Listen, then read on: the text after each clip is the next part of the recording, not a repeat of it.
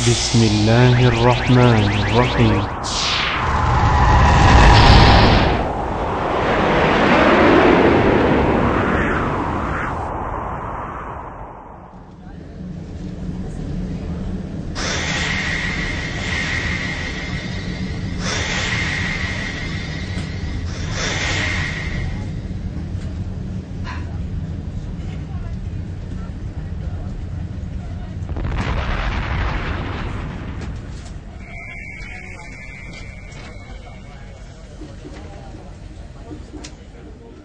Sungguhnya suamimu itu surgamu atau neraka. Itu dalam syariat untuk bisa meraih ridho suami. Baik-baik kalian para lelaki, yaitu yang terbaik bagi istrinya.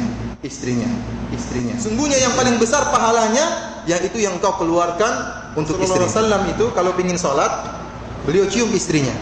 وَمِنْ آيَاتِهِ أَنْ خَلَقَ لَكُم مِّنْ أَنفُسِكُمْ أَزْوَاجًا لِتَسْكُنُوا إِلَيْهَا وَجَعَلَ بَيْنَكُم مَّوَدَّةً وَرَحْمَةً إِنَّ فِي ذَلِكَ لَآيَاتٍ لِقَوْمٍ يَتَفَكَّرُونَ. Waalaikumsalam warahmatullahi wabarakatuh. Innal hamdalillah nahmaduhu wa nasta'inuhu wa nastaghfiruh wa na'udzu billahi min shururi anfusina wa min sayyiati a'malina may yahdihillahu fala mudilla lahu wa may yudlil fala hadiyalah. Ashhadu an la ilaha illallah wahdahu la syarika lahu wa ashhadu anna Muhammadan 'abduhu wa rasuluhu la nabiyya ba'dahu. Ya ayyuhalladzina amanu taqullaha haqqa tuqatih wa la tamutunna illa wa antum muslimun. فإن أحسن الكلام كلام الله وخير الهدي هدي محمد صلى الله عليه وسلم وشر الأمور محدثاتها فإن كل محدثة بدعة وكل بدعة ضلالة وكل ضلالة في النار. إخواني في الله وأخواتي في الدين عزني الله وإياكم. Sungguhnya Allah Subhanahu wa taala telah menjanjikan bagi orang-orang yang menikah untuk mendapatkan rasa tentram, untuk mendapatkan rasa kasih sayang di antara dua pasangan, dua sejoli. Sebagaimana firman Allah Subhanahu wa taala, "Wa min ayatihi an khalaqa lakum min anfusikum azwajan litaskunu ilaiha wa ja'ala bainakum mawaddatan wa rahmah." Sungguhnya di antara ayat-ayat Allah, tanda-tanda kekuasaan Allah Subhanahu wa taala, Allah menjadikan dari diri-diri kalian istri-istri yang Allah menimbulkan di antara mereka pasangan suami istri, yaitu rasa kasih sayang, rasa saling mencintai di antara mereka. Namun ikhwani fillah, akhwati fid din azani Allah wa iyyakum, kita dapati banyak pasangan suami istri ternyata tidak mendapatkan janji Allah tersebut, tidak mendapatkan kehidupan yang mesra di antara mereka, tidak mendapatkan ketentraman di antara mereka. Hari-hari dipenuhi dengan pertengkaran, hari-hari dibumbui dengan omelan-omelan, baik dari sang suami maupun dari sang istri. Kenapa bisa demikian? Tentunya sebabnya banyak. Namun para ulama rahimahumullah menyebutkan di antara sebab inti yang menyebabkan tidak tercapainya tujuan tersebut, tidak tercapainya kasih sayang, rasa cinta di antara pasangan suami istri, karena salah satu dari dua belah pihak tidak menunaikan kewajiban-kewajibannya, atau kedua-duanya sama sekali tidak memperhatikan atau menunaikan hak-hak pasangannya. Oleh karena itu, ya, pada pembahasan kajian kita kali ini saya akan bicara agak panjang lebar tentang hak-hak para istri yang harus ditunaikan oleh para suami. Kita tahu bahwasanya hak para suami sangat agung.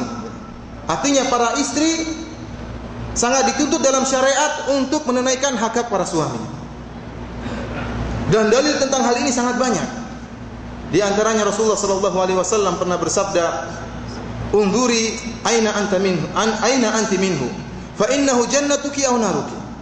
Rasulullah SAW pernah menyampaikan kepada seorang wanita, seorang sahabiah, "Ketahuilah, lihatlah bagaimana posisimu di hati suamimu. Sungguhnya suamimu itu surgamu atau nerakamu. Artinya kalau seorang istri bisa mendapatkan ridho suaminya, maka mudah baginya untuk masuk ke dalam surga. Namun sebaliknya, jika sang istri membuat marah suaminya, menjadikan suaminya tidak ridho kepada istrinya, maka ini jalan sangat mudah untuk menuju ke api neraka. Oleh karena itu, seorang istri dituntut dalam syariat untuk bisa meraih ridho suaminya. Dalam hadis yang lain Rasulullah sallallahu alaihi wasallam bersabda, "Lau kuntu amiran ahadan ayyasjuda li ghairillahi la amartul mar'ata an tasjuda li zawjiha." Kalau saya boleh memerintahkan seorang untuk sujud kepada selain Allah, maka saya akan perintahkan seorang wanita untuk sujud kepada suaminya. Subhanallah, ini menunjukkan bagaimana besar hak seorang suami terhadap seorang istri.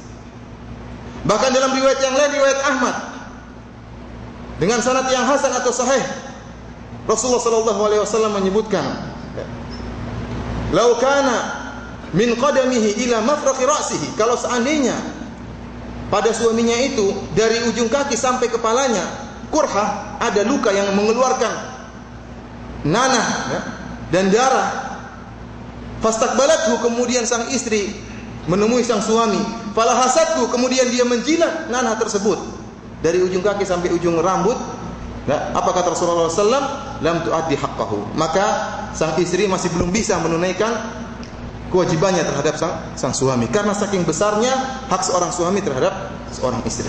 Oleh karena itu para ulama menyebutkan, jika seorang wanita telah menikah, maka sekarang hak ketaatan berpindah dari orang tua kepada suami. Artinya apa? Dia harus lebih taat kepada suami daripada orang tuanya.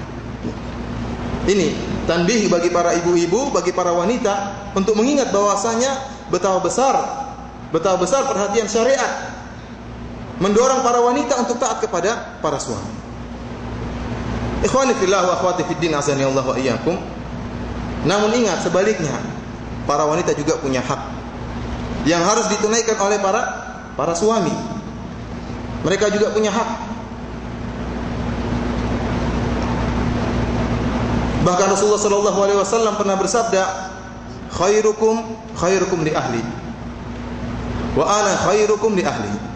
Kata Rasulullah SAW, sebaik-baik kalian para lelaki yaitu yang terbaik bagi istrinya, dan saya adalah orang yang terbaik di antara kalian terhadap istri saya.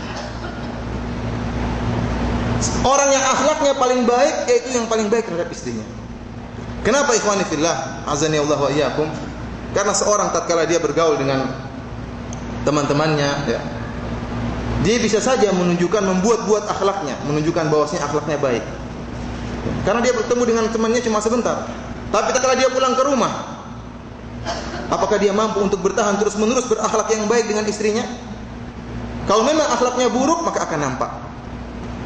Apalagi istrinya lemah, tidak bisa berbuat apa-apa. Oleh karena Rasulullah SAW mengatakan, barang siapa yang terbaik di antara kalian adalah yang paling terbaik terhadap istrinya.